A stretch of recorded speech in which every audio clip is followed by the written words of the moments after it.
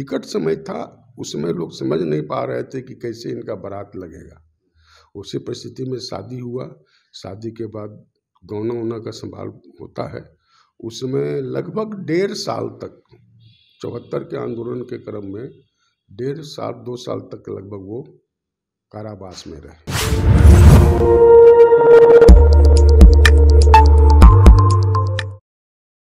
Sir, आप देख रहे हैं ससायर ट्यूब। मैं देवेंद्र सिंह लड्डू। कहते हैं राजनीतिक जीवन या अपने परिवारों के संग बिताना काफ़ी मुश्किल हो जाता है। उन मुश्किलों का सामना करने वाला एक शख्स है, उनका नाम है पटना साहिब से 7 बार के विधायक रह चुके नंद किशोर यादव जी। राजनीतिक सफ़र से लेकर अनछुए पहलुओं तक जानकारी देंगे। सर्वप्रथम और सरकारी दृष्टि से अगर देखिएगा तो पहले 1978 से लेकर 2024 तक कुल मिलाकर 46 वर्ष होते हैं। इन 46 वर्षों में हम जानने का प्रयास करेंगे। आप कह सकते हैं कि पटना साहिब से 7 बार विधायक लगातार घरेलू परेशानी, पत्नी की बीमारी, कितने बच्चे हैं, ये तमाम चीज़ों से हम सीधे चलते हैं तनु चाचा जी के पास। किशोर यादव जी से आपकी मित्रता है, बहुत पुरानी है। राजनीतिक सफ़र से लेकर अनछुए पहलू तक के बारे में आपको जानकारी है, कुछ बताइए उनके बारे में। मैं नंदकिशोर यादव जी से 70 के दशक से जुटा हूँ, लेकिन 70 से पहले भी वो संघर्षशील और संगठन के प्रति जागरूक रहे हैं। 70 के पहले 60 के दशक में वो राष्ट्रीय स्वयंसेवक में बाल स्वयंसेवक के रूप में उनका शुरुआत हुआ।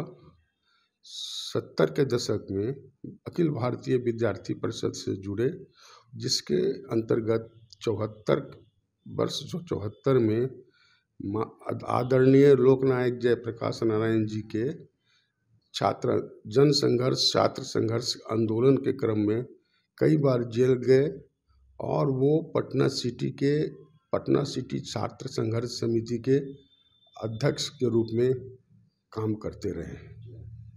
कुछ ऐसा उनका जीवन से जुड़ा हुआ जैसे जानकारी मिली क्या कि बहुत तरह के राजनीतिक करियर में उतार चढ़ाव, तनाव, उस तनाव में आप लोग क्या साथ से शेयर करते थे क्या? हाँ, नंदकिशोर जी तो उनके सारे सुख दुख में हम शामिल रहे। 74 आंदोलन के क्रम में उसके समय ही उनका शादी भी हुआ, और शादी भी हुआ ऐसी स्थिति में जब छात्र संघर्ष समिति में वो पटना सिटी विधानसभा के अध्यक्ष रहते हुए जब संघर्ष चरम पर था, उस समय उनका शादी हुआ। और विकट समय था, उसमें लोग समझ नहीं पा रहे थे कि कैसे इनका बारात लगेगा। उसी परिस्थिति में शादी हुआ। शादी के बाद गौना वोना का संभाल होता है। उसमें लगभग 1.5 साल तक 74 के आंदोलन के क्रम में 1.5 साल 2 साल तक लगभग वो कारावास में रहे। अच्छा, ये गौना जिस समय उनका होना था उसी समय उनको जेल भेजा गया? जी, जिस समय उनका गौना तिथि डेट तय हो गया था, लेकिन निश्चित तिथि के 2-3 दिन पहले उनको मिसा के अंतर्गत जेल जाना पड़ा था। राजनीतिक करियर में जब उनको देखते होंगे कि पद पर रहते हुए भी उनकी पत्नी अब तो हमारे बीच नहीं है, ये उनके कैंसर से पीड़ित थे, उसके बावजूद किस तरह का बताए ना, कुछ प्रारंभ से ही संघर्षशील व्यक्ति रहे हैं। कभी संघर्ष से पीछे हटने का काम नहीं किया है। पत्नी उनकी कैंसर से, ब्लड कैंसर, लगभग 80 के आसपास पहचान हुआ कि उनकी पत्नी को कैंसर है। उसी दरमियान सक्रिय राजनीति में भी भाग लिया। छोटे से दुकान से उन्होंने अपना कारोबार भी शुरू किया। 80 के 90 के दशक में वो पार्टी के प्रमुख पदों पर रहे। पटना महानगर जिला के अध्यक्ष रहे, जनता युवा मोर्चा के प्रदेश उपाध्यक्ष रहे। उसके बाद तदुपरांत वो जनता युवा बिहार प्रदेश के अध्यक्ष भी बने। उसी दरमियान उनको 90 में टिकट मिल के सारी व्यवस्था हम लोगों ने उनके चुनाव लड़ने की कर लिया था। उसके बाद संगठन के आदेश से उनका नाम वापस लेना पड़ा, उनको अपना टिकट वापस करना पड़ा। फिर 95 में इनको भारतीय जनता पार्टी ने अपना सिंबल दिया। 95 में ये प्रथम बार चुनाव लड़े और उस समय से जितने भी चुनाव हुए सब में वो विजयी रहे। सफर इनका कष्टदायक, बहुत कष्टदायक रहा। पत्नी से समझ लीजिए, पत्नी उनकी आदि पत्नी के बारे में लोग कहता है कि सबसे बड़ा सुख दुख बांटने वाली होती है, लेकिन वैसे परिस्थिति में जब कैंसर से स्वयं बेचारी जूझ रही थी, पत्नी को भी सांत्वना देना, अपना संघर्ष भी कायम करना, जारी रखना, यह दुखद पहलू था उनका। बच्चे कितने थे? 2 लड़का और 2 लड़की है। बड़ा एक लड़का है, उसके बाद एक लड़की है, फिर एक लड़का एक लड़की है।